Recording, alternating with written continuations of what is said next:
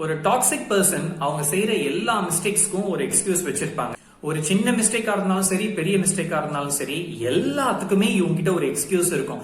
இவங்களால எந்த மிஸ்டேக்கும் நடக்கல, அந்த எக்ஸ்கியூஸ்னாலதான் ஒரு மிஸ்டேக் நடந்திருக்குன்னு தான் இவங்க ப்ரொஜெக்ட் பண்ணுவாங்க. நீங்க ஏதாவது ஒரு கொஸ்டின் ஒண்ணு கேளுங்களேன், பொய் டக்குன்னு வரும், யோசிக்கவே மாட்டாங்க, வித்வுட் ஹெசிடேஷன் டக்குன்னு பொய் சொல்லுவாங்க.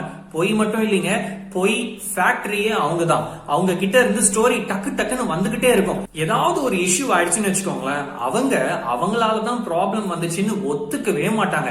இவங்களாலதான் ப்ராப்ளம், அவங்களாலதான் ப்ராப்ளம், உன்னாலதான் ப்ராப்ளம், நீ லேட்டா வந்ததுனாலதான் ப்ராப்ளம்னு ப்ராப்ளம் மத்தவங்க பேர்ல தான் போட்டுக்கிட்டே இருப்பாங்க. பிளேம் மத்தவங்க பேர்ல தான் போட்டுக்கிட்டு இருப்பாங்க. இவங்க பேர்ல எந்த தப்புமே இல்லைன்னு நம்ம கிட்ட வாதாடுவாங்க. அன்னைக்கு ஏன் நீங்க பொய் சொன்னீங்க, அன்னைக்கு ஏன் நீங்க இப்படி சண்டை போட்டீங்க அப்படின்னு நீங்க கேக்குறீங்கன்னு வச்சுக்கோங்களேன், நீங்க அது பண்ணதுனால தான் நான் அப்படி பண்ணேன், அவங்க அது பண்ணதுனால தான் நான் இப்படி பண்ணேன் அப்படின்னு எல்லாத்துக்கும் ஒரு ஜஸ்டிபிகேஷன் வச்சுட்டே இருப்பாங்க. அவங்களை இம்ப்ரூவ் பண்ணுங்கிற மைண்ட் செட்டே கிடையாது. அவங்க பண்ற ஒவ்வொரு விஷயத்தையும் ஜஸ்டிஃபை பண்ணி நான் கரெக்டா பண்ணிருக்கேங்கிறத மட்டும்தான் அவங்க ஃபோக்கஸ் பண்ணுவாங்க. நீங்க அவங்கள பொய் சொல்லிருக்கீங்க, நீங்க தப்பு பண்ணிருக்கீங்கன்னு ப்ரூஃபோட அவங்கள காமிச்சிங்கன்னு வச்சுக்கோங்களேன், அவங்க எந்த ஒரு கூச்சம், எந்த ஒரு அசிங்கமே இல்லாம அப்படியே ரொம்ப கேஷுவலா இருப்பாங்க. எந்த ஒரு கில்ட்டி ஃபீலிங்குமே இருக்காது. ஒரு சாரி கூட சொல்ல மாட்டாங்கன்னா பாத்துக்கோங்களேன். பொய் தான் இவங்க சொல்றாங்கன்னு நீங்க கண்டுபிடிச்சி ப்ரூஃபோட அவங்க கிட்ட காமிச்சிங்கன்னு வச்சுக்கோங்களேன், சோ என்ன பண்ண போற அப்படிங்கிற ஆட்டிடியூடோடவே இருப்பாங்க.